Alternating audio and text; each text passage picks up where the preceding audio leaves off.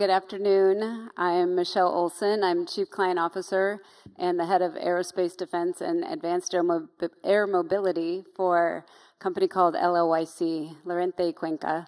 We're a marketing and PR firm. Before I introduce my panelists, I want to just see if show of hands, would anyone in this room have gotten in that vehicle and flown off the top of a building, knowing what you know? Yay, there's like 5. I think that after you hear what we have to say, that everyone might raise their hands. We're going to talk about advanced air mobility and how it integrates into cities, and I'm so happy to have these guys with me.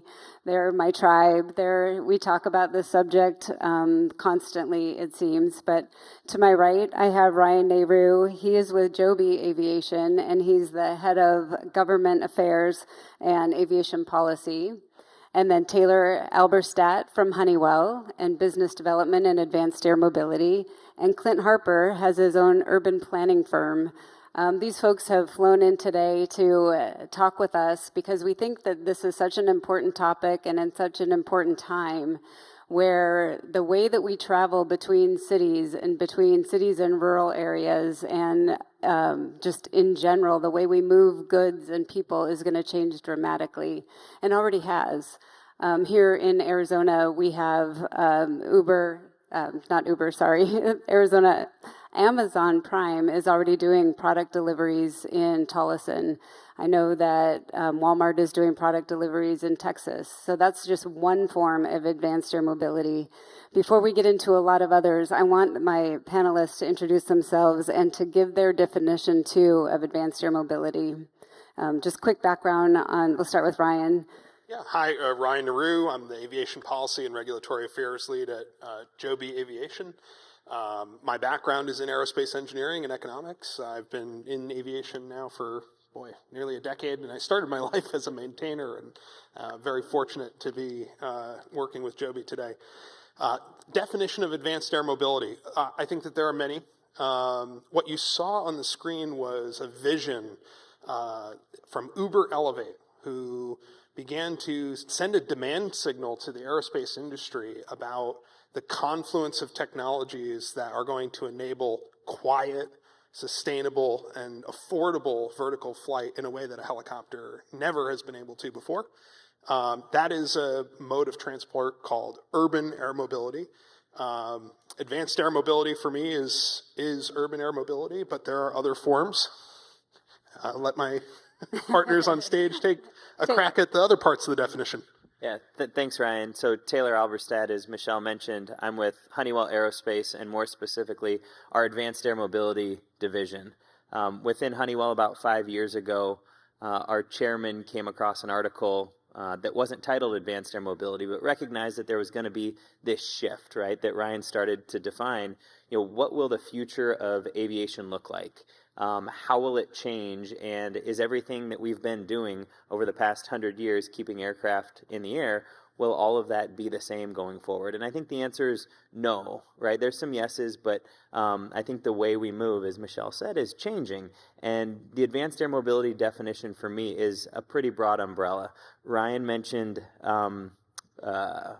UAM, which is urban air mobility. I think UAS, so unmanned aerial systems, falls under that umbrella. Regional air mobility falls under that umbrella. So as you mentioned, this confluence of technology, it's enabled us to design aircraft differently to move people and goods and complete different missions that may not have been capable in the air or can now be done differently through these new types of vehicles. So I'll leave it at that and pass off to Clint. They got the easy answers. So Clint Harper, I'm a community advocate within the advanced air mobility space. I've been in aviation for 26 years, most of which was in the United States Air Force. I was an airfield manager where I helped as a team to plan, design, and operate airports, heliports, and UAS, UAV infrastructure. When I retired in 2014, I had a moment of crisis where I wanted to continue serving. And that meant serving my community, and I was wondering, what does aviation do for the communities, the communities that I'm trying to serve, and I was learning about planners and how they're addressing transportation inequities, food insecurity, all sorts of, social issues, and they're trying to bake those into the plans. And I was wondering, what is aviation doing about food insecurity or transportation inequities and things of that nature? And so it became my mission to serve as a community advocate to try and bring some resolution to that, to make aviation a better industry, and really excited about everything under the advanced air mobility umbrella. And so I'll broaden the definition out just a little bit, because I don't think we're done adding things underneath that umbrella. There's technologies, in the pipeline that, we probably don't even have visibility on yet. And so how I try and describe this to communities is when we look at advanced air mobility, we're looking at new technologies around propulsion and around automation. And both propulsion and automation, those spaces have been evolving within aviation for quite some time now. So this is just the next iterative phase. But, Ryan hit the nail on the head here when talking about it. We're trying to make aviation a cleaner industry, a more accessible industry, and a quieter industry, something that's more integrative into the communities. And that's what really excites me about all this. And so with that, you do get the UAS, you got the eVTOLs, the UAM missions. We also have short takeoff and landing aircraft in the pipeline. Just a lot of different things that are coming, on board that might serve you, either moving yourself, or the goods that you're consuming at a much more efficient way. I'm going to add one that's a little bit different, but still falls under advanced technologies, and that's laminar flow aircraft, and how jets now are being designed from the airframe out to be more 80% laminar flow to stop the turbulent airflow that hits them, so that they can go faster and smoother through the air and fly at a higher altitude and require less fuel. They're not changing the propulsion systems, they're changing the airframe, which is part of it. So just advancing the technologies. Now, Ryan, you said something in your introduction about helicopters. And when I first entered this industry, like 9 years ago now, most of my background has been on the ground. So public relations and community advocacy for communities, towns, cities, zoning projects, NIMBYism. Anybody that doesn't really want something, they come out loud when they're against something. But you said something about helicopters. And helicopters are loud, but they could have done that mission that we just saw in the Uber Elevate video, which is like 7 or 8 years old almost, that video. So why wouldn't we just let helicopters do it? Well, that's a great question. First of all, we were talking about this confluence of new technologies. One of them, as Clint alluded to, is electric propulsion. Electric propulsion enables you to develop aircraft that are a step change quieter than today's existing aviation technologies. And to kind of prove that point, we actually have an audio file that we can play right now. Why don't we hit it?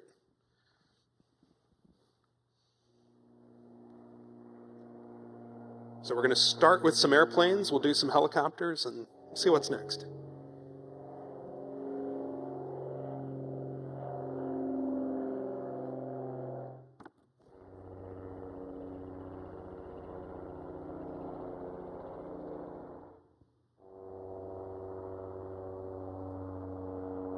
If anybody can name those vehicles, you win a prize.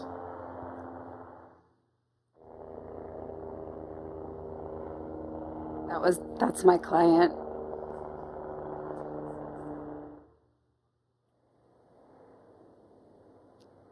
Sounds like a marketing video right there.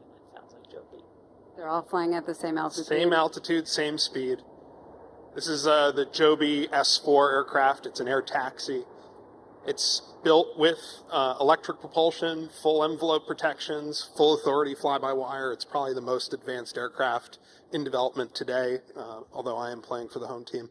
I got to tell you, when we had an opportunity to fly this aircraft in New York City, we invited a group of community advocates called Stop the Chop to participate in an event at the downtown Manhattan heliport. And if you know anything about Stop the Chop, you can probably guess from their name, they are very against helicopters. Helicopters absolutely pummel the lived environment in New York City. If you're in the Brooklyn Bridge Park, if you're in the Hudson River Park, these incredible public spaces, what you'll hear every 2.5 minutes is another Air Tour helicopter. And they're flying low, they're flying slow, and they're creating a lot of noise pollution. And so this community group has stood up to say something, to this industry and say, we really don't want helicopters anymore flying over us like this. But rather than suggests that we shut the heliports down. Now, having heard the Joby aircraft, they realize, you know what? There might be a future for advanced technologies to compete fairly with these existing helicopters and potentially displace them and create, through economic competition, a quieter lived environment. And so that, for us to have their support, they've now signaled that support to the mayor's office, to city council, is a perfect example of why this is actually something that communities, business stakeholders should be paying attention to, because we think it's going to radically change how communities relate to aviation. Yeah, I'll add on to that, right? So, when we think about public adoption and how is the general public going to think about the noise, can we have a regular conversation as a helicopter flies at that altitude overhead? Probably not. With the Joby or other advanced air mobility vehicles, you can, right? So that noise pollution profile is diminished. There's 3 other elements, I think, that truly differentiate a helicopter from our advanced air mobility operations we're talking about, and Clint hit another couple of those. It's safer, right? So when you think about new propulsion systems and you think about a hybrid electric or a battery electric system, with those architectures, you can place rotors at different places on a vehicle. So a helicopter with a traditional gas turbine engine has 1 rotor, and if you have a failure, you're going to have an issue, right? It's a much more challenging path safely to the ground. With an advanced air mobility vehicle based on their designs, you can lose 1 or potentially more, depending on the aircraft configuration, and still be able to continue and finish a mission. So there's a safer approach to using this type of vehicle versus a helicopter. So we talked about noise and safety. You're using electric machines, so motors, which are much simpler products than gas turbine engines. So from both an acquisition cost and an operational cost, it's significantly cheaper to operate advanced air mobility vehicles, which would lower the price to the end users.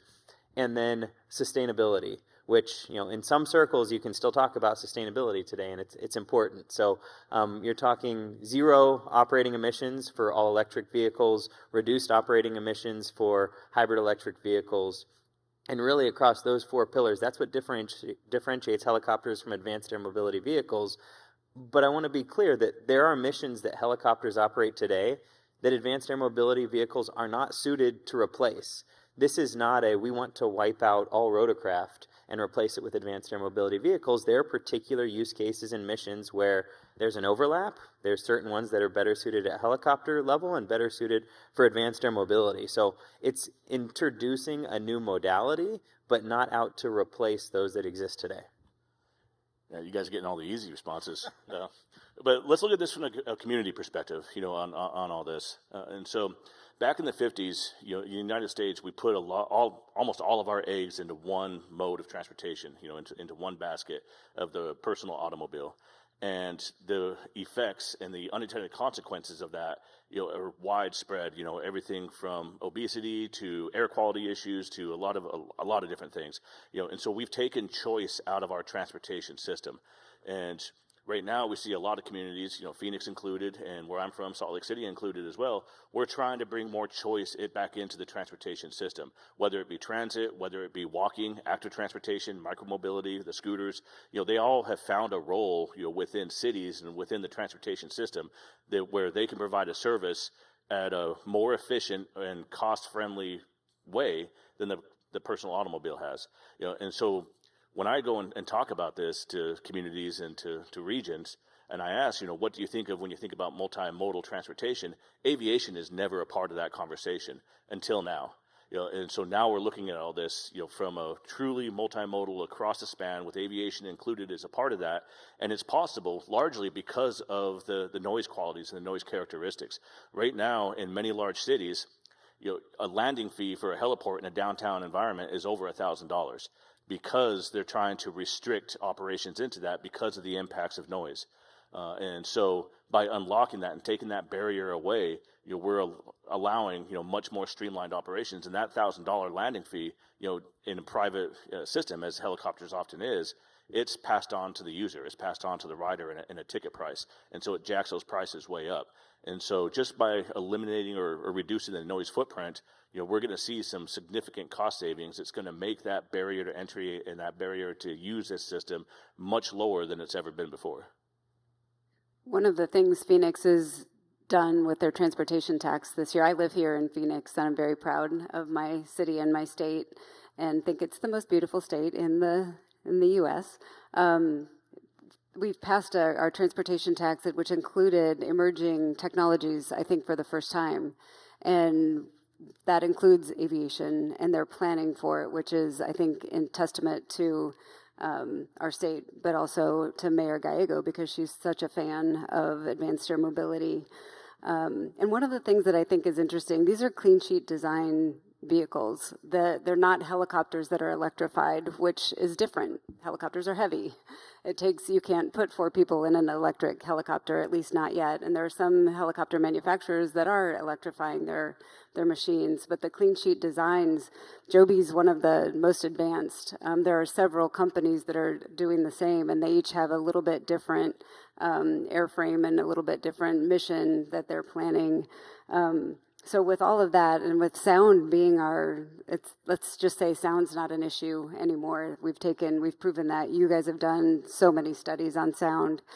Can we scale this at where it becomes part of, like, everyone here in the audience, and I can avoid the I-10 traffic, and I can get from point A to point B in a faster way? Like, can we scale this in cities? In short, if we build it, will they come? Will people want it?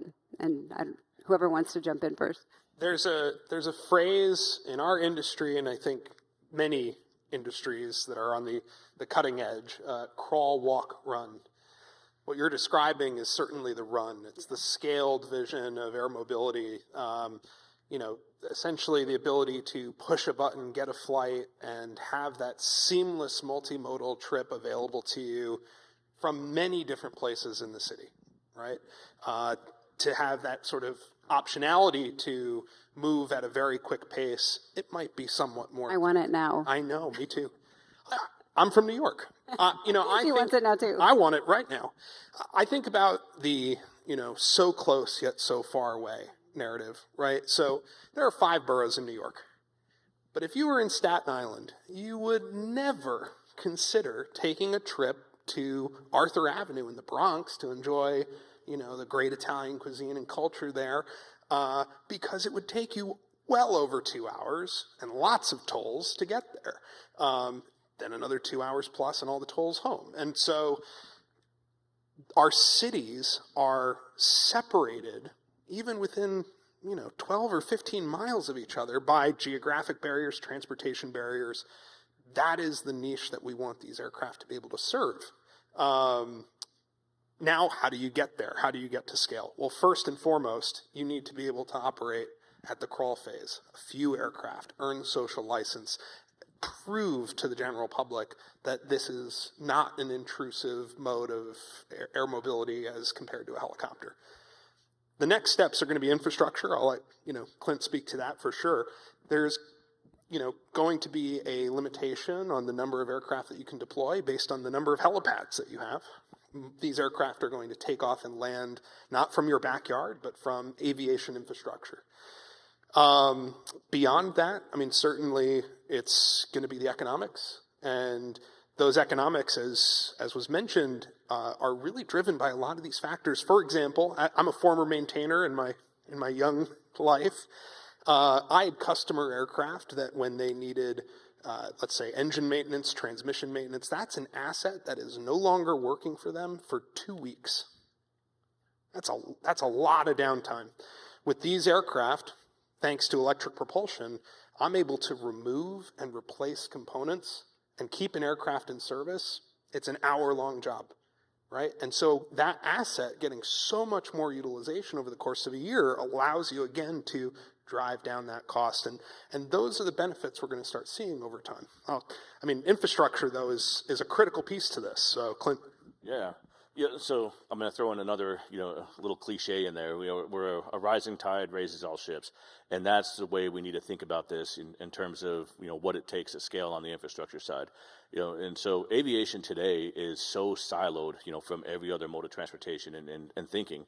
When I was studying this, I would go to cities and ask about how are you integrating aviation into your land use plans, your economic development strategies, your transportation plans.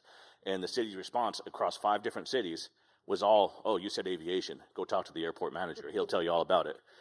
So I go talk to the airport manager and said, how are you doing this? Ask the same question. Oh, well, you said cities or communities. Go talk to the city office. Nobody really had an answer. And so again, we're trying to promote this multimodal system, and we can't just layer aviation on top of everything, as a new thing to deal with. The cities aren't prepared for that. And so, I had the honor of serving the city of Los Angeles, the Los Angeles Department of Transportation as a fellow, where we were starting to look at how do we integrate aviation into the existing strategies, that we already have. And one of the things that we really liked was just kind of understanding, the different needs of a new airport or heliport or vertiport or whatever it has you. If you're bringing more and more passengers, through that, you're creating a first last mile challenge. And we recognize that our transit authorities have been solving first last mile issues for decades now. And so can we integrate in to the transit system to solve for that first last mile problem, or a micromobility system, or walking, which may influence urban design, getting more street trees to make those walks more comfortable. All of that, so now we're not just improving aviation, we're improving our built environment. We're improving the way we get around, the way our goods get around. And we need to think about it holistically, so that we can get that social license and talk to the communities about, hey, it's not just, the situation today where the wealthy are bypassing the traffic and flying over your head, and you have to deal with the noise and the emissions. We're trying to make this across all the different technologies that are available underneath the AAM umbrella to have some kind of benefit for everybody. And, at the lowest level, I use the analogy in Utah, or the example in Utah. A few years ago, pre-COVID, I remember supporting a charter mission that was trying to get mining parts to a mine off in the rural part of the state.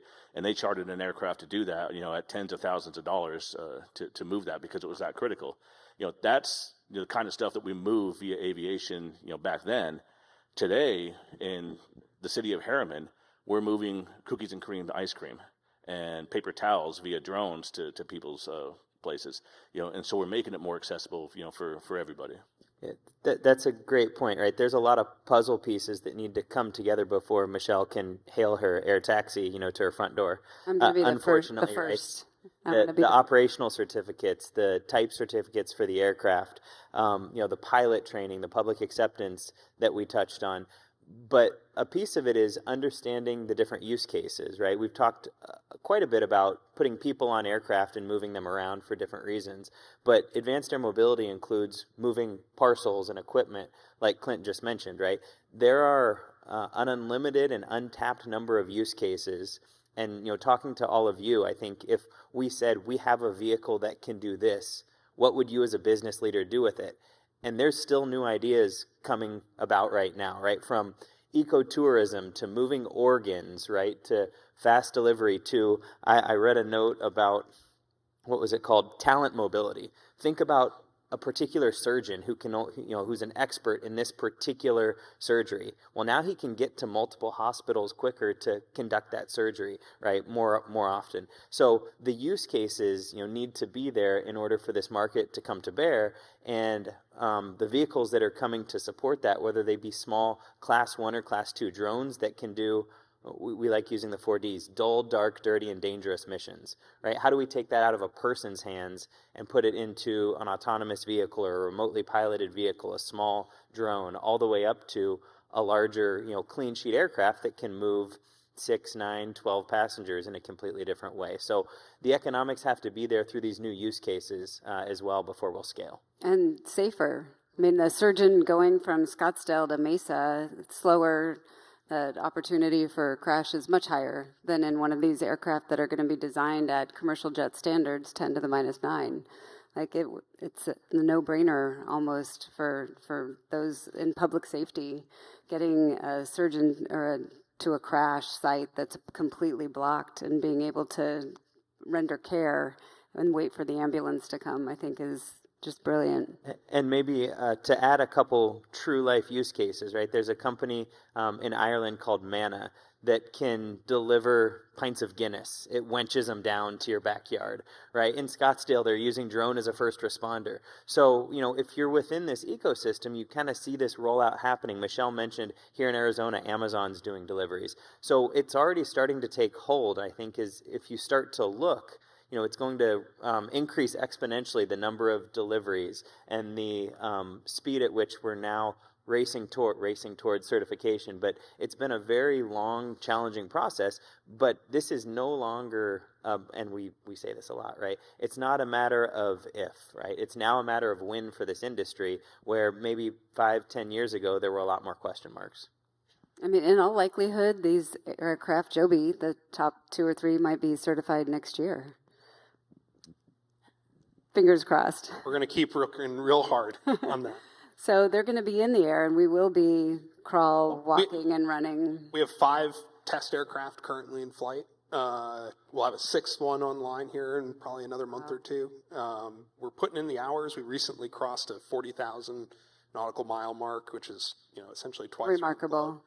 I think that the thing that's probably most on the minds, though, of the people out there is, okay, well, why should I care about this, right? Like, what does this have to do with me?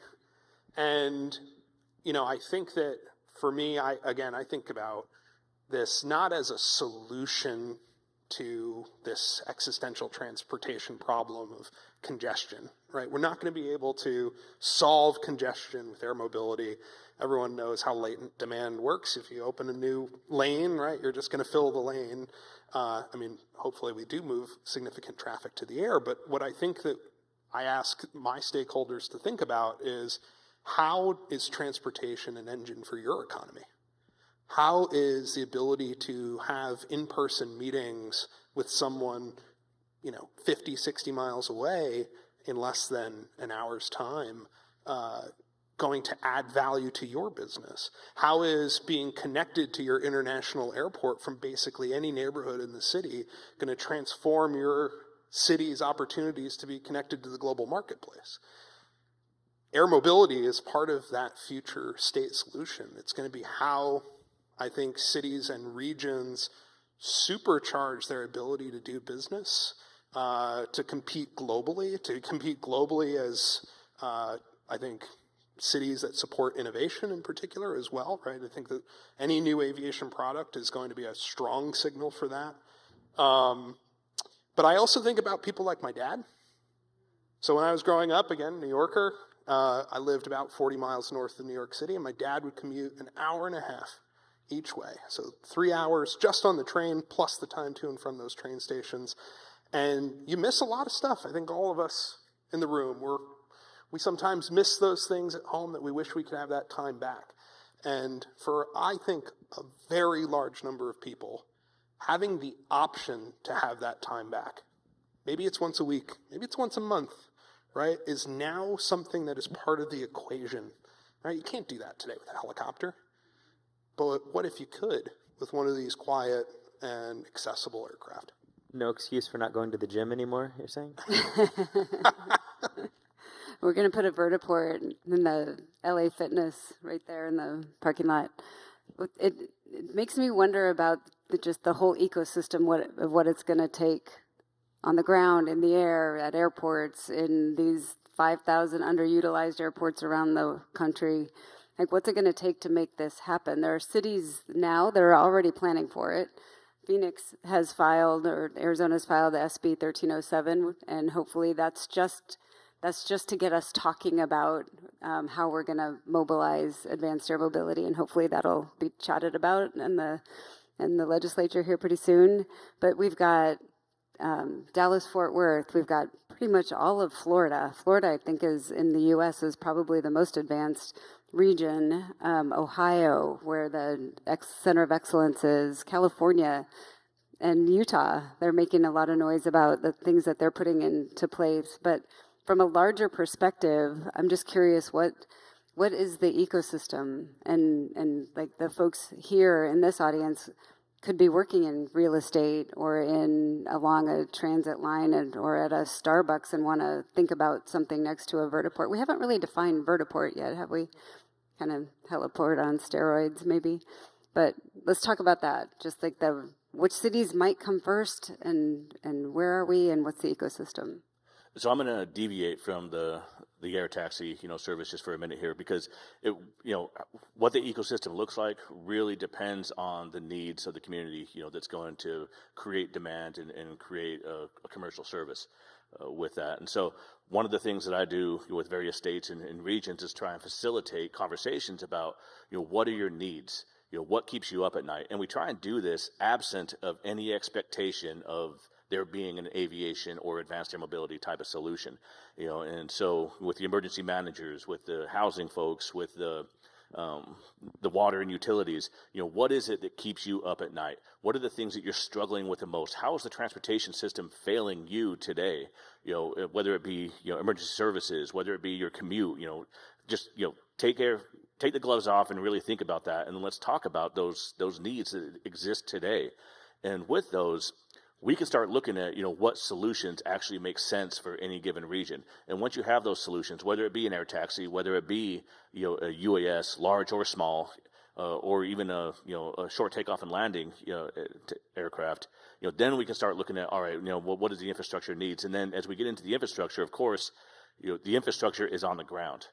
And that is the one area where cities and local jurisdictions have authority over within the aviation ecosystem as a whole. And so you got to start looking at policies, development policies, regulations, fire codes, the whole 9 yards to see, is your city, is your community ready to bring this service in, and what can we do, to make it scale? Maybe it's economic development incentives, things of that nature.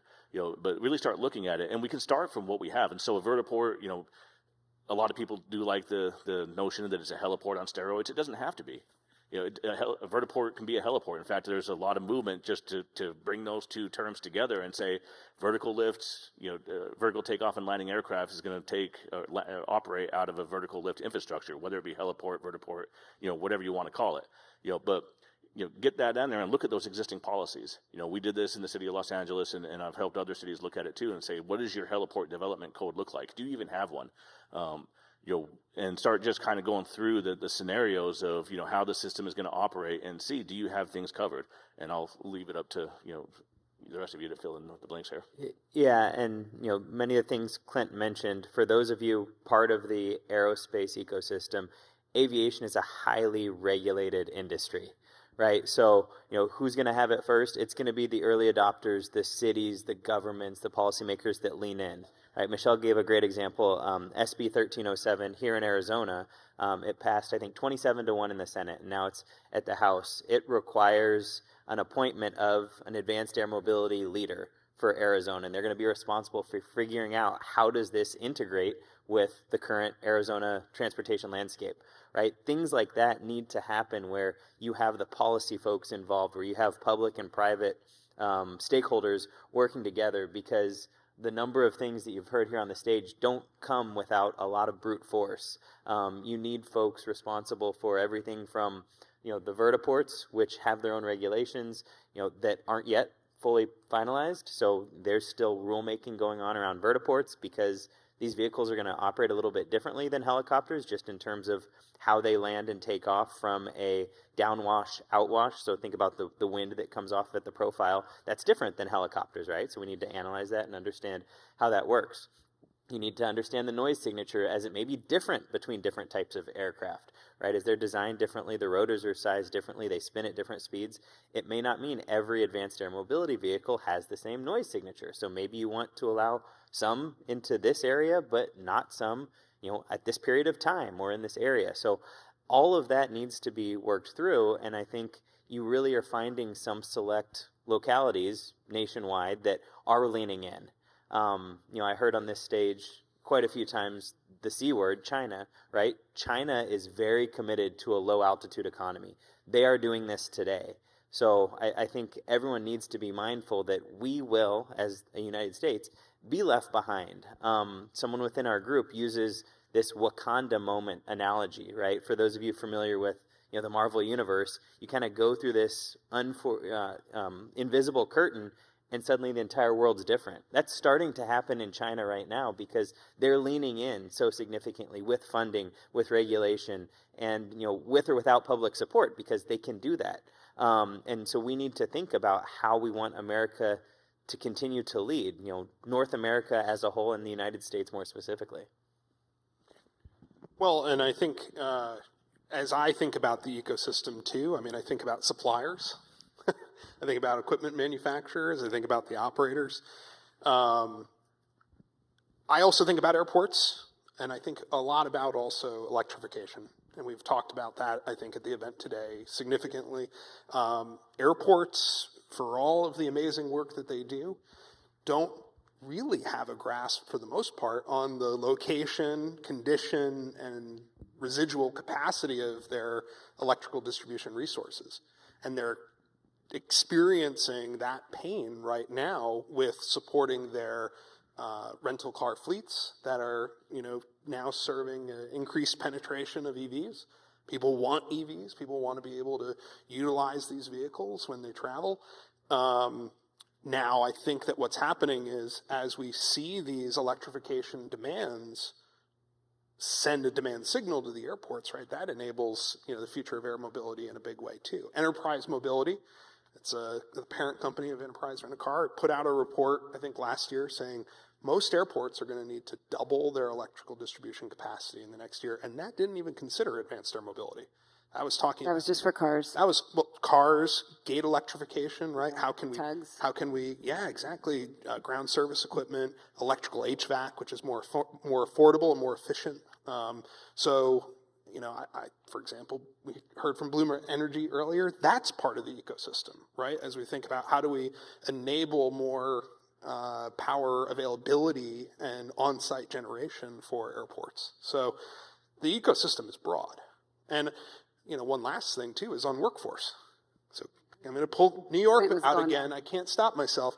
Aviation is the second most significant employer in the borough of Queens, between LaGuardia and JFK, and all of the supporting services and businesses that go, into the aviation ecosystem.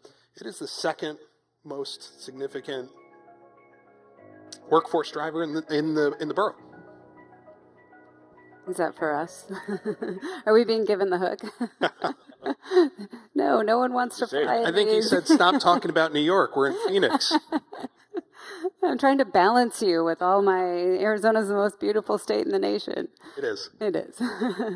The thing that I want to focus on, because we're also a very competitive state, and I know New York is too, and who's going to be first? Is it going to be in America, or is it going to be in Dubai or Saudi Arabia? Or I know Joby's kind of is getting involved in other countries for operations. And we know they're very competitive, but is there a state, can you even say anybody that's ready now for that first certified vehicle? I think focus on the first is like a flash in the pan thing. Don't put so much weight on it. Yeah. Who's doing it right? Who's doing it safely? Who's doing it sustainably? Who's engaging their communities the right way? I care more about those things than being first. Now, today, we have in China a electric vertical takeoff and landing aircraft that has been certified by the Chinese Aviation Authority, and it's operating now for compensation and hire. It doesn't have a pilot. It's fully autonomous. It has very limited operational allowances, but that will expand over time. But I don't know anything about how that aircraft was certified, what were its detailed design standards, what was the level of rigor that went into, deploying that system. But I know that I'll outcompete them, because that aircraft isn't designed to be quiet. It's like a large drone. It's not going to be very efficient in cruise flight. So, again, first, congrats. Let's see who, aviation for me, like if you think about Boeing, you want to be a 100-year company, right? Yeah, I think that's well said, right? You want to get to market in a way that you have a sustaining business. But that being said, getting to market and getting that data, right? You think about terrestrial, right? Autonomous driving, the amount of data collected just by doing it. So that's part of it. You get to market and you are able to collect data, and the pace at which you can iterate and learn from that, especially when we think about, this future path to autonomy, and we haven't really talked about that on stage here, but, the majority of AAM operators, at the point in time where you can remove the pilot from the cockpit to operate as safe or safer as if a pilot were on board and you reach that level of autonomy, you open up another revenue generating seat. It's really important to our industry to get to that point. And that only comes through massive amounts of data, continuing to fly, learning, technology improving. So, getting to day one and then being able to start the clock is really important. But if you get there cutting corners, you're not going to last. Yeah, and I agree with Ryan. The first is, isn't really helpful, in these conversations. I think every state, every region, every city who is engaged in this is doing it in the way that works for them, at the pace that's working for them. And we can highlight, some states and some cities. You mentioned the state of Florida. Florida is leaning in on this because they've already had a very robust division of aeronautics at the state level. That has a very sound policy across the state. Because Florida is a great state for flying, and so they're very developed in that manner. You go to Michigan. Michigan has manufacturing in their DNA, and so that's how they're leaning in on this. You talk about the workforce; they're trying to figure out, what's that future workforce look like? How do we attract manufacturing? How do we attract, the different things? And so they're starting to lean in from, all right, well, we want to shorten those supply chains, and so we're going to attract operations, but the end goal is to get that manufacturing, established. And so, Utah, they're using the Olympics, the 2034 Winter Olympics as leverage, to start robusting their transportation system overall with an advanced air mobility component to it. And so again, every state's leaning in a different way. Got a different set of stakeholders. That they're navigating different sensitivities. That have to be dealt with. Very pragmatically. And so there's just a lot of states doing great things. I can talk, for hours just on the different things that states are doing that I like, and even down to the MPOs and the cities as well. And I think from a public involvement perspective, they're starting to reach out to people just to help them understand what advanced air mobility is, what an air taxi is, what a drone is. That's not, the little flying spider that a lot of people have come to not like.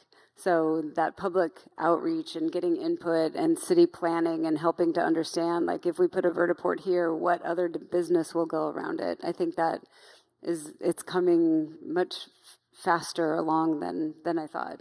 That education is so important, and so I've done quite a bit of outreach and engagement in this space, starting in Utah. My very first meeting in Utah about this was in Salt Lake City. Just happened to be, and the meeting was set for months in advance, but it just happened to be the Tuesday after all the scooters invaded the city streets. And so I went in there talking about this new disruptive transportation technology on the aviation side, and I had a lot of fingers pointing at me, a lot of loud, noisy, scary words, and I walked out of that meeting with my tail between my legs, thinking I don't want to do that again. That sucked. But as I got my skin got thicker, and I got my role with Los Angeles, I realized how important it is to let the community be heard, to let them vent, because there's so many things, especially within transportation and aviation in particular, where the communities haven't felt like they've had a voice. They haven't had a place to vent their frustrations. And so my first role with the city of Los Angeles was going through social media and finding out who were the groups that hate the idea of advanced air mobility the most, who are the most vocal against that. And the list became my first wave of outreach. And I went and talked to them. And first, we just listened to them. What do you hate about aviation? Why did you have this visceral reaction against, what they're doing? And across all the meetings that we had, we've identified three things that people don't like about aviation. It's noisy. That was probably number one. It's dirty and polluting. That was number two. And then it's inaccessible. So for the most case, people on the ground, they have to deal with the noise. They have to deal with the pollution, but they don't get access to the services that aviation provides. And again, across the board, those were the issues. And as we started looking into what can the solutions look like, first it was like, all right, well, what if we made aviation better? what if we improve the noise? What if we improve the emissions? What if we made it more accessible? Is that something worth pursuing, knowing that aviation isn't going to go away completely? And across the board again, everybody's like, yeah, let's do that. And then we, started our education on advanced air mobility, and some of them are like, yeah, you tricked us. But it just made sense, in that. And it got to the point where one of the most contentious groups was called LA Walks, and they're a pedestrian advocacy group. And they, became one of our greatest allies. They wrote letters of support for me to get involved in different areas representing the city, in different initiatives across the country. And so this does make sense. We're making aviation a better industry. There's a lot here that is very cool, very flashy and shiny, but we're improving aviation, and by that we're improving the transportation system, and by that we could even be improving the built environment as a whole. Yeah, the public perception is huge. For the Paris Olympics last year, there was a European OEM that wanted to fly demonstration flights, and it got a massive amount of public backlash. And I think a lot of that comes from a lack of education, a lack of awareness, and a poor rollout. Congressman Graves came to a summit that we hosted a couple years ago, and he talked to the folks in the room. He said, it is imperative that you all help to fill the communication void. And he was talking to folks in the advanced air mobility industry. He said, because there's people out there that see this as either the Jetsons, which is something that it's not today and will not be tomorrow, or it's something that's exclusive to the ultra wealthy. It's just another toy that a limited number of folks are going to get. Where's the benefit for me? Is it going to be sustainable from a green footprint point of view? So I think this is a great audience today, right? All of us live, on stage, live in this echo chamber. We talk to folks in the AAM industry every day, and we high five because we all know what's going on. But we need to talk to you all, right? You need to help us convey the message that, advanced air mobility is something that's happening now, and there are benefits that are for the masses, right? Because the use cases span from, quick package delivery to, potentially really important items that are time sensitive, to being able to change the way people work and live by eliminating a commute, whether that be daily or, once in a while when you have access to it. So as we increase, the awareness and the rollout shows the benefit, we really need to make sure the public's involved. And I think that's where, breaking out of that echo chamber of us just talking to each other and having you all engaged in the conversation and just bringing it up to your neighbor and people that may not know what AAM stands for is critically important, because otherwise you're going to get that backlash immediately. And if we can talk about that without using the words flying cars, that would be wonderful. There was a session I was at just last week, and the speaker was talking about flying cars, and the audience was like, how big do I need to make my garage? And I can drive down, and where do I take off from? Like, he had them really believing he could do this now. And there are ultralights that can do something similar, but they're highly regulated. There aren't flying cars, and I don't want them anytime soon. We only have 5 minutes left. So, gentlemen, did you want to add before I ask my last question? And Taylor, you kind of did this already, but I really want a call to action. I want to know what your call to action to this audience is to help advance this or to talk about it, or what can, from your perspective, what can the folks here do to make advanced air mobility a reality? I mean, it's a reality. But I'll just, follow up to where I was before. I'd ask all of you to be curious, to be involved. As you think about the business you're in, how could this new form of moving people and parcels positively affect what you're thinking about? How would it change your business? Because those use cases are going to be important. And I'd ask you to look at it through the lens, Heidi in our intro today said, we're making the world a better place for everyone, right? That's a goal of advanced air mobility. We want to improve the way people live their lives. So whether that's affecting your business or your personal life, I think advanced air mobility will play a bigger and bigger role as we go forward. So I think my call to action would be to ask all of you to think about advanced air mobility in your life. Ryan. I have a few. I think that as I think about the relationship of many different industries in an economic region, right? The hospitality industries, the transportation and tourism industries, everything that kind of creates the economic engine of a region, it all typically has some connectivity through the airport, right? Why is Phoenix such a vibrant community? Why are we here today? Because Sky Harbor is such a fantastic airport with so much connectivity. Friendliest airport in America. Is. Same thing with Atlanta. Same thing with Chicago, right? New York, Los Angeles, you name it. Our airports are our economic engines to the world. It's how we connect to other people. And so if you have a relationship or an interest in seeing this potentially move forward in your region, start thinking about how your life intersects with that airport community, how your trade associations or chambers of commerce are thinking about the future mobility, these options to make your regions more globally competitive. For me, also, as Taylor said, education is really important, right? Being aware that this is not quite a pipe dream anymore, right? This isn't an Uber Elevate video. This is actual aircraft in the certification process. It's here, and it's closer than you think. Yeah. So go back to what I talked about. Think about your most pressing challenges. And I've done this with many cities, and most of the time they want advanced air mobility, and so they're trying to think of, all right, well, I know what Clint said, but we want this. So what does the industry in the room want to hear?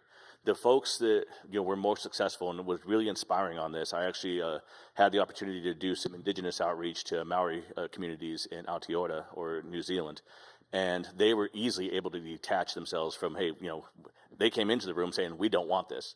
But as we talked about, what are your challenges? Healthcare, medical, emergency response, disaster response, recovery, all those things, the impact in the community was a small island community. We had a whole list of things that they're concerned about, for the future, their youth, the education, keeping them within the communities, the list went on and on and on, and so we were able to start looking at that and start pairing it with actual solutions, on the advanced air mobility side. And those solutions spanned everything from the small UAS aircraft all the way up to eVTOLs. And they really, got engaged and empowered on this, and it was so inspiring to see what they're doing. And I'm seeing that also with some indigenous outreach that I'm doing in southern Utah and Montana, and hopefully soon in Arizona as well. But they've become the model for how to engage and really shape this industry for what their needs are. And not just the aircraft, not just the services, but the infrastructure as well. And so what will the future vertiport, be? Airports currently, they are multimodal, transportation centers. There are only two modes typically, the car and the aircraft. And I'm talking about smaller airports, but can they be more? Airports are a center of resiliency, for communities. When an earthquake hits in northern Utah, all the bridges are compromised. The airports become a source of getting relief and aid into the region. And so airports serve, and future aviation infrastructure serves so many more nuanced purposes. You talked about moving doctors around. We had conversations in Utah about establishing new hospitals at airports. And so we can reduce that trip. Because we did fly, it was cheaper to fly doctors to the airports, to provide care than it was to, have a fully populated thing. So, just thinking outside the box for the infrastructure, for the mission, the operations, and so on and so forth. I think mine would be to get involved when your city or town is putting together a charrette to plan what a mission might be that would work for your community. Show up to that, and something now. And just be that person and find that convening body. Thank you. Thank you so much. These are some of the brightest thought leaders in leading this industry, and I just am really grateful that you showed up today for this. Thank you. Thank you. Yeah, thank you.